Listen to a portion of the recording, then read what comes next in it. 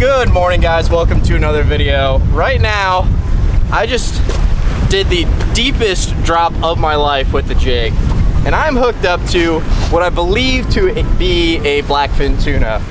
It is definitely the roughest trip that I've been out on all year. It's probably like 4 to 6.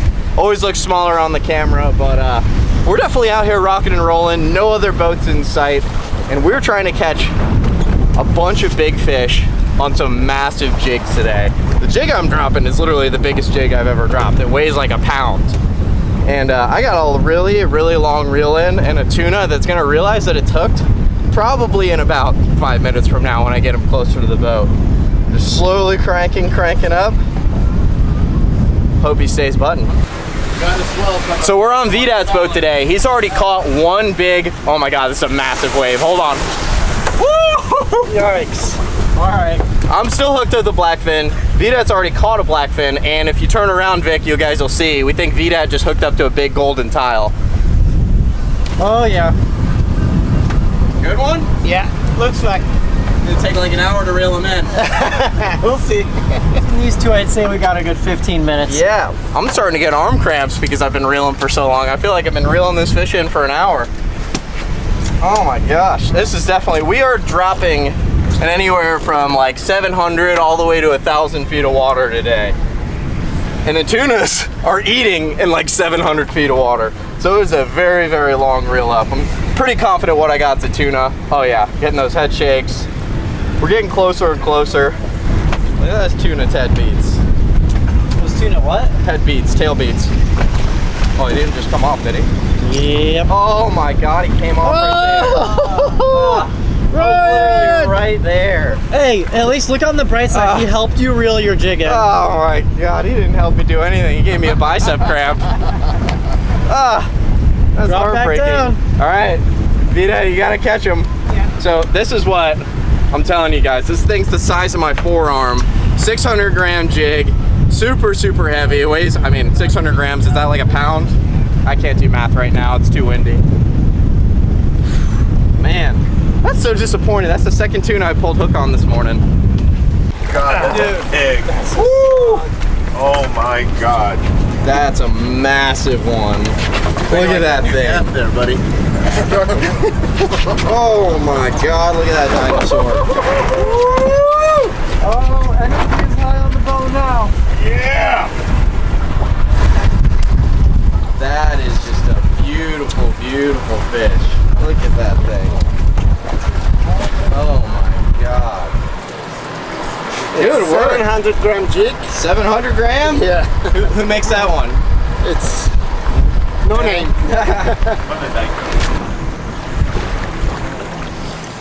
PJ's got a big one on. Big tile. Oh my gosh, look at those blooms. That's so sick.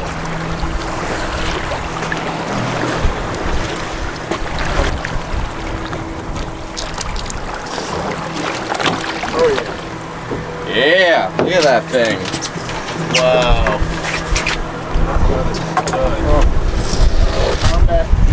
What'd you catch that guy on? 1,000 gram. 1,000 gram? 1,000. Oh my God, I'm not man enough to drop something that big, dude. Look at that thing. Dude, nice fish. Only takes what, like 15-20 minutes to reel him in once you finally hook up? 20 minutes. In the boat.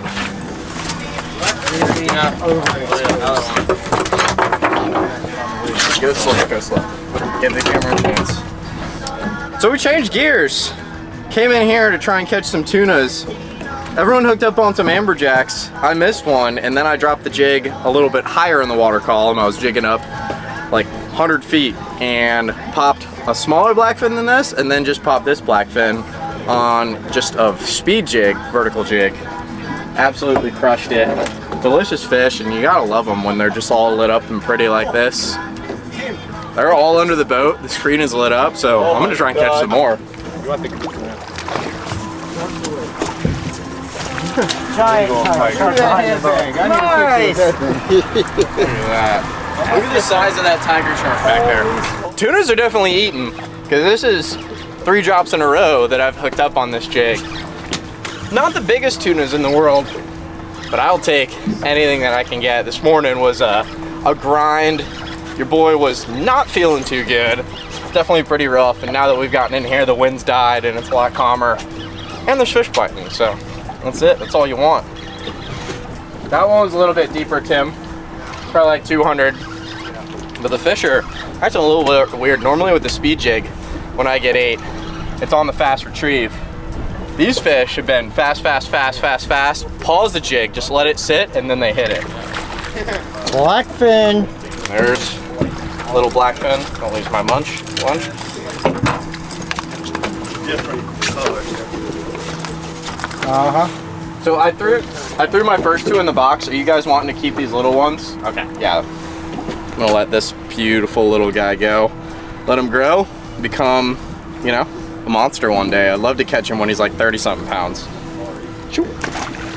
So we came in here with the expectation of chasing tunas and stuff like that. Caught those 3 real quick on the high-speed vertical jig, and that tells me that there's lots of blackfin tunas around. So I actually swapped over to this ebbing rig. I filmed videos on this before, but a lot of you guys are always interested in it. It's a rig that I learned about in Japan. I literally only have these wire rigs from a tackle shop in Japan. I don't know where you can buy them here. But you just clip in a jig. I just got an Ocean's Legacy 200 gram in there. And then you have a light length of leader. I'm just fishing 30-pound fluorocarbon. I normally fish anywhere between 6 and 12 feet. All the way down to a number 3 or a 3-0 extra strong hook with a little grub on it. And these little plastics I literally bought when I was in Japan too. And it just allows you to size down your baits when you're fishing in 3, 4, 5, 600 feet of water, especially when the tunas are feeding on small stuff. So the bite's kind of slowed down right now, so let's see if we can catch them on one of these, entice a bite with a smaller bait. So I just caught this bad boy on the ebbing rig on this little small little grub here, but I was like, oh, it's a little bonita. Vic said, dude, I think that's another species. I'm gonna let him go. He's spraying blood everywhere. But Vic's like, I think that's another species. And if you look at that, I'm replaying the clip right now of him. Kind of has different dimensions. Like he's more like elongated than like a normal bonita or something like that. So comment down below what species you guys think that was. Was it just a normal bonita or was it something else? Shout out to the fam over at Navillus Apparel. That's the bamboo hoodie that I'm wearing right now. You could save 20% with my code Ryan20. Great comfortable shirts, and they keep you out of the sun and keep you from getting burned. The bite kind of went dead for everyone on the boat. Caught that little baby bonita. Now we got something else. Not super massive, but definitely bigger than whatever that bonita or albacore species was. Is it a little massive? Not super massive, but just a little massive? Dude, I don't even know what this is. Like this massive? It's like, you know, it's not huge, but he's got a great personality. There you go. He woke up a little bit there. Dude, there's stuff blowing up off the front. You should throw your popper. Put the camera down. Hey, don't tap. Oh, the truth comes out. He's got no sea legs. Ryan Morey exposed. No, you guys didn't see me exposed when I was puking up all my breakfast this morning. It's a real exposure. This fish is staying under the boat. I think we got another blackfin. It was nice, this one, as soon as I set the hook, pulled drag, and I thought it was a really good fish. Now he's kind of scoping around, seeming more smaller, but we'll take it. We'll take the action. Come here, bud. Small, massive. Small, massive.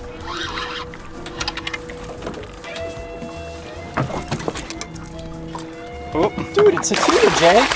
It is a tuna, Jay. Bring him on the boat. It's a good one.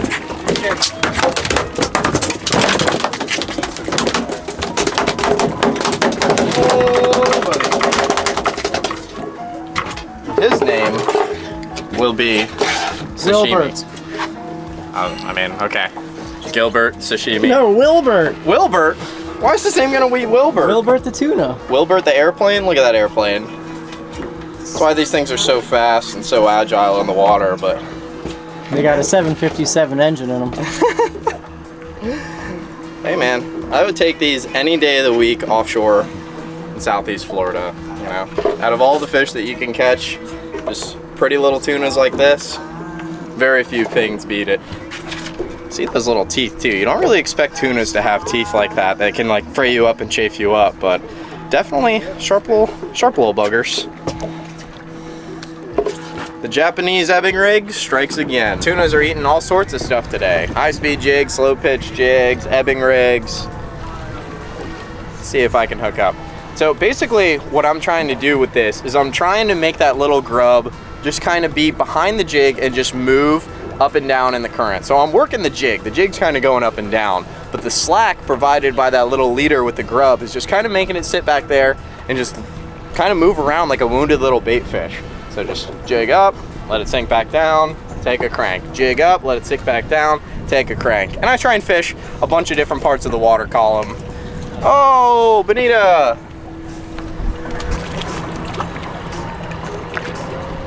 Dad starts the day with like a 25-pound tile fish. now he's catching, 3-pound bonitas. Just put him back down on the jig. And if I find a water column that we're like marking the fish in, I'll try and like use my best judgment and just kind of work the jig up and down in that area. So, jig, take a crank, jig, take a crank, up 100 feet, and then I'll drop it back down. Because sometimes the tunas will hold in an area. So if you're fishing 500 feet of water, they might be between 200 and 300 feet. And you just got to use your best judgment to try and find them. I fish stuff with like braided lines with like measurements on it so you can have a good idea. But honestly, I've always noticed the best results when I just go by feel. Oh, a little drag pull? Vic said my name is going to be changed to Ebbing Ryan. You know what? I'm okay with that. Catching fish. Tunas.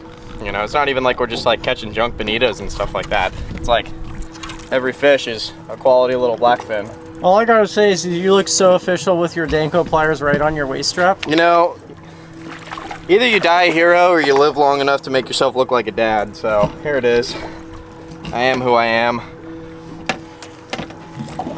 And that is a beautiful little blackfin. And you know what, Vic? Thanks for mentioning that, because you guys can save 10% with my code RyanMaury10. I have that link down in the description on all Danco products. These have been pretty sweet today, using them for the first time, and they're actually looking like they could be a great sponsor of the channel. Let's let this beautiful little blackfin go. Got a lot more stuff that I'm going to show you from these guys in the next vids going forward, but if you guys just want a good pair of pliers or a good knife, check them out. I got it all linked below. Welcome back to the dock. We got a whole bunch of tiles, whole bunch of blackfins. Vic is about to start filleting up look at this thing. One of these big old tiles. I don't know what that thing's called. Comment below what you guys think that thing is called. It's very funky looking. That's his assertion, his male dominance organ. That's his toxic masculinity organ. Giant golden tile fish fillet time.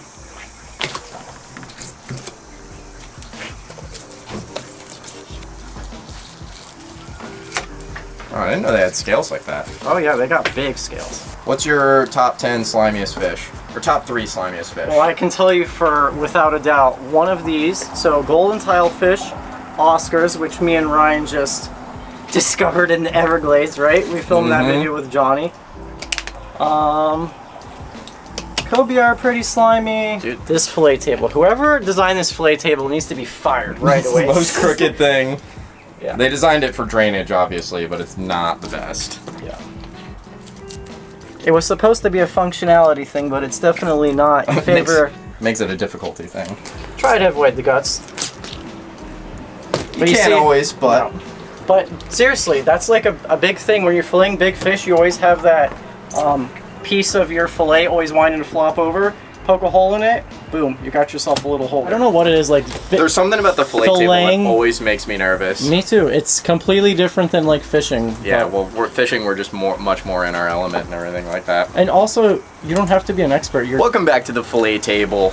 Honestly, an awesome trip. We got this blackfin tuna here, and I'm gonna fillet him up with this 7-inch Danco fillet knife. Super stoked to be working with Danco.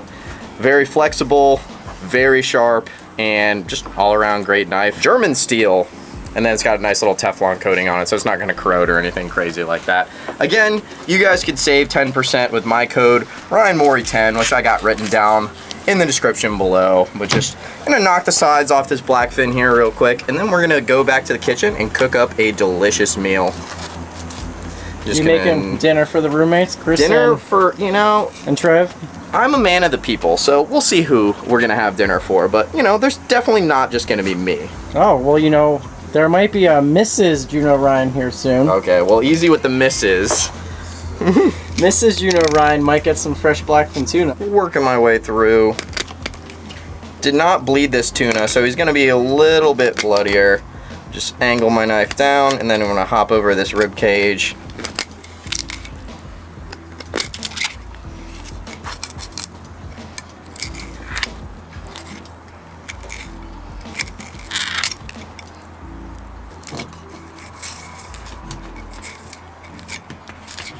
Nice looking blackfin fillet right there. Absolutely. Yeah, the mates in Japan would literally never fillet or skin tuna for people unless they asked, and they hated doing it because it just takes a little bit more time. And you guys are gonna see right here, I just felt I missed a slight piece of skin just because tuna have, oh, I guess I didn't, but I got really close. Normally I like to leave like a little bit of meat on the skin just so you don't pierce through that very, very thin skin, because then you got to go backwards and backtrack and just slightly slice them off. So get rid of that guy, and then you just got to kind of cut this bloodier part out right here. This is the bloodline that also is home to all the pin bones.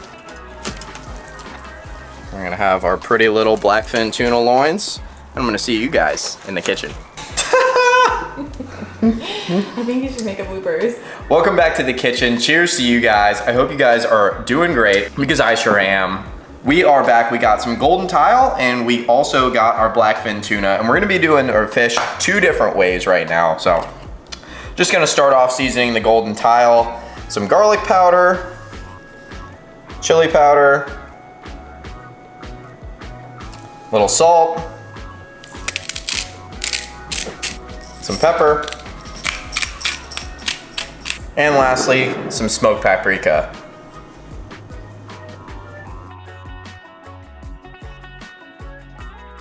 So going in with a little bit of peanut oil into a hot pan. Just want to get this right temperature real quick, to the point where it's almost about to smoke.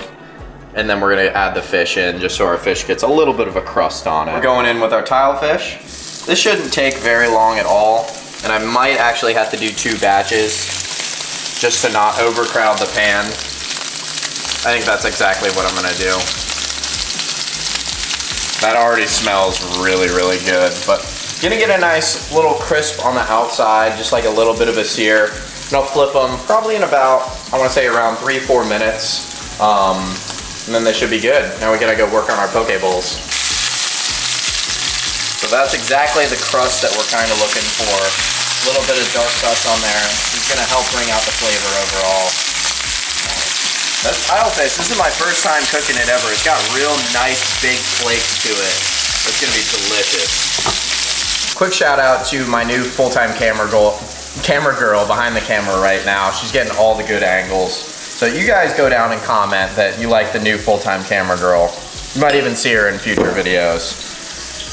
Sesame oil, soy sauce, some honey,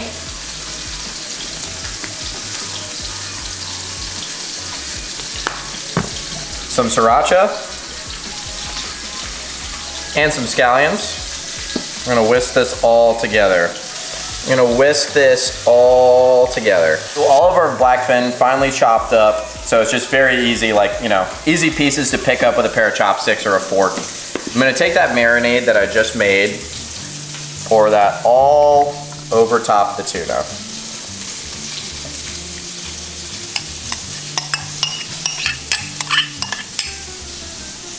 I'm gonna take this bad boy, just stir it together a little bit, and then I'm gonna pop it in the fridge. Some shredded cabbage, red onion, some mango. This mango isn't very ripe, to tell you the truth, but we're gonna sweeten it up a little bit here in a sec, and then some shredded carrots. So I'm going to add a couple tablespoons of just normal white cane sugar. That's gonna help sweeten this up. Add some white wine vinegar on top, and then mix it all together by hand.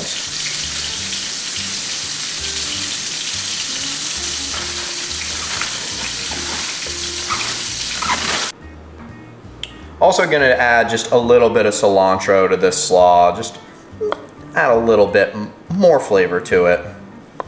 I also added more vinegar and more sugar off camera because I kind of had more of a mass than I thought I originally did, just more veggies overall. But the sugar is really helping to bring out the sweetness, and the vinegar is kind of wilting down and softening up the cabbage a little bit. Ideally, I would have done this, I don't know, 20, 30 minutes ago and given it more of a chance to wilt down. But I also like my veggies semi-crunchy, so this isn't gonna be bad. So we got our poke bowls here, just starting out with a base of just white rice. Normally you do sushi rice, but I didn't have that in the kitchen today, so we are just going with some normal white rice. Add in our fish, which has been in the fridge for about 15, 20 minutes. Normally like to do it for like an hour, but nothing the matter with them being a little shorter. Healthy helping of tuna. Add in all of our toppings. So we got some avocado, add some green onion, touch of cilantro,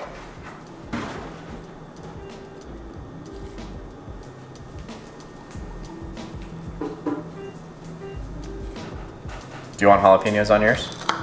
No? Absolutely not. All right. And then on mine, I'm gonna add a couple jalapenos on the side.